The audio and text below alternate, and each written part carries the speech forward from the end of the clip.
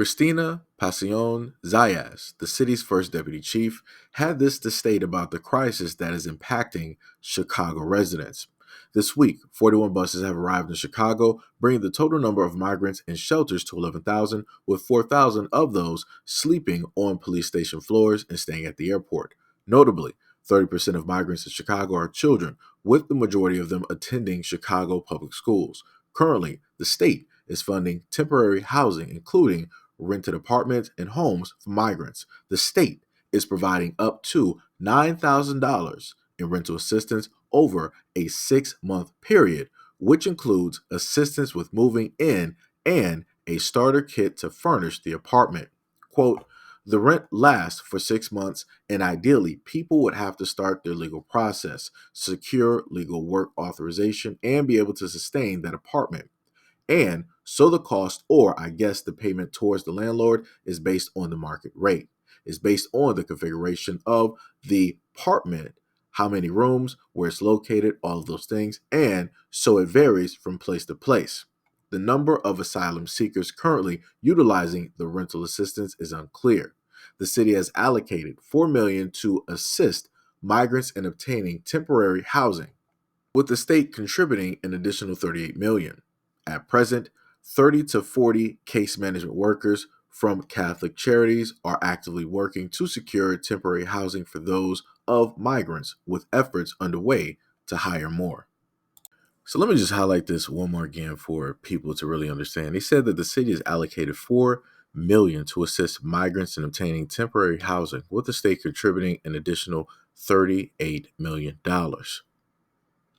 Pay attention to all of that money, all of those millions of dollars that are going to a whole other group, right? You got residents there. You have people there that have homes. You got people there that have to, struggle paycheck to paycheck, dealing with their rent. And they're allocating all of these millions of dollars to people who ain't paying no taxes, people who ain't even been here long enough, freely just giving that money, right? Freely giving that money directly over to a whole nother group of people.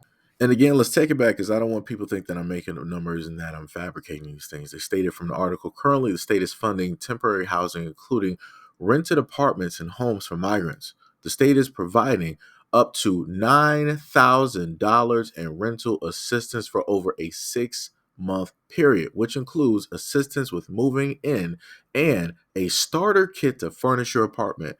Let me let y'all know something. When I first moved into my spot, I didn't have furniture. I was able to get the place, hold it down, things like that. If anybody who knows about, getting a place, usually, you're not going to have everything, right? Some people that might have lived in a house for a certain amount of time, you're going to have all of the furnishing. So you just carry that from one place to another, or you'll just buy brand new stuff, right? Because you've been able to save money and all of those great things.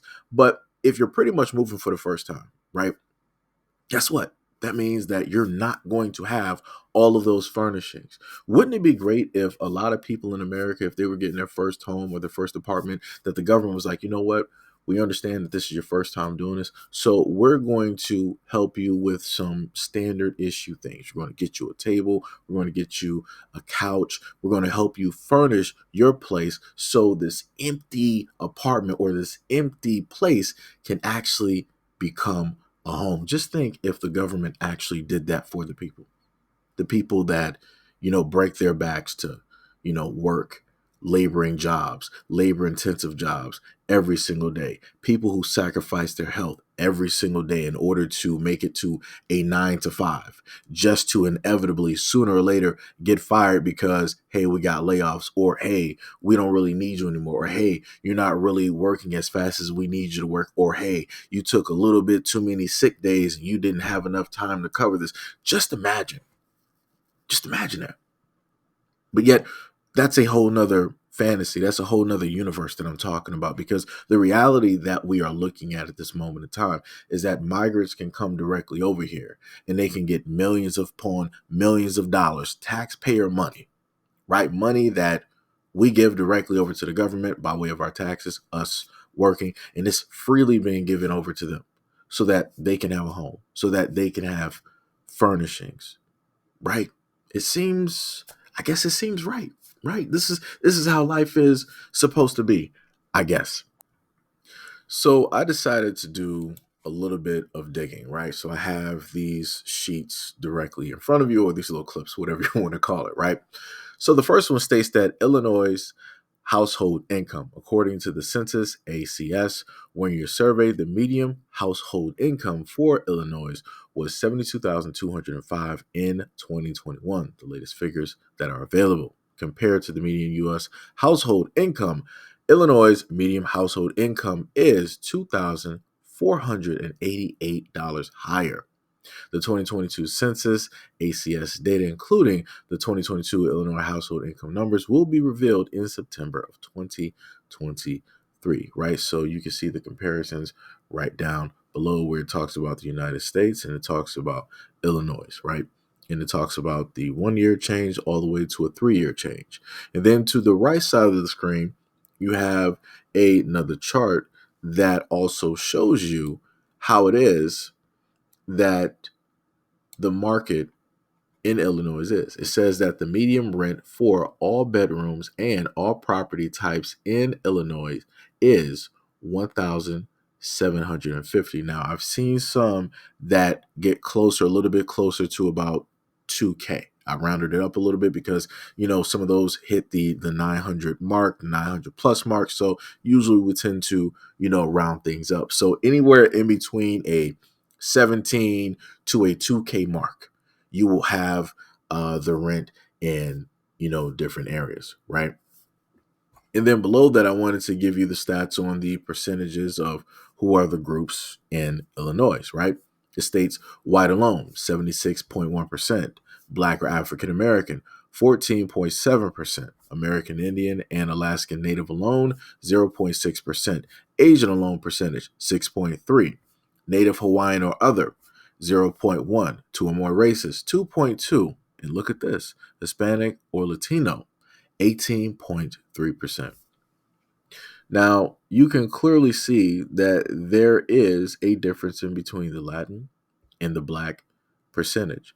So, when we're dealing with the migrants and we're dealing with people coming directly into Black areas, who do you think that this is going to overwhelmingly affect the most and affect the quickest? It's not going to affect the majority at 76%. They're going to see some things, but it's not going to be really too alarming. It's not really getting up there yet, but it's already surpassed the Black population. So Black people are going to feel it the most. They're going to feel it in the school systems. They're going to feel it when it deals with the rental. They're going to feel it when it deals with the healthcare. They're going to feel it when it deals with Black businesses. They're going to feel it when it comes to their neighborhoods in many other areas.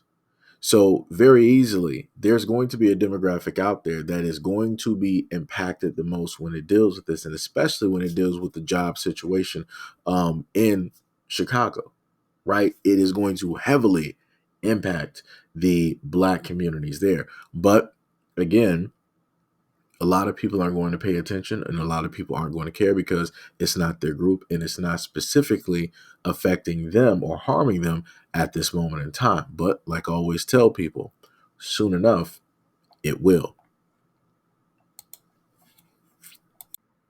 Also, I wanted to add just so people can kind of understand and figure out some things. Like I said, I'm not the greatest math wizard. I use a calculator like everybody else. So I decided to figure out I just rounded up to about, 70K per year, right? If that was the quote unquote, average that people make or somewhere close to that. I like round numbers. So, when you happen to look at that, you roughly get a number such as 5,833, right? And that pretty much entails what it is that residents are, in a sense, making per month. Now, again, this is not entailing taxes or any of the things that people have to incur when it is that they are working. This is just, looking at a number and trying to get an estimate. We all know that, normally a lot of times most people on average are not pulling in or bringing in 5,800 per month. It's usually a little bit or a lot lower because of, everything else that is going on with people and where it is that money, specifically has to go. So realistically, your real take home is, a little bit something different, right? When everything is said and done, when you have to pay bills and, things of that nature. But I wanted to highlight that because you can clearly see a stark difference, right? And again, my numbers could be a tad bit wrong. If they are, a little bit incorrect, you can clearly write those numbers directly in the comment, section below. Again, I'm not a mathematician. Some of you guys are better at math than I am. No problem with that, right? But again, the main reason I wanted to bring this up is to showcase the fact that even with people working jobs or having degrees, people are still struggling, right? And they were talking about the rent in certain areas.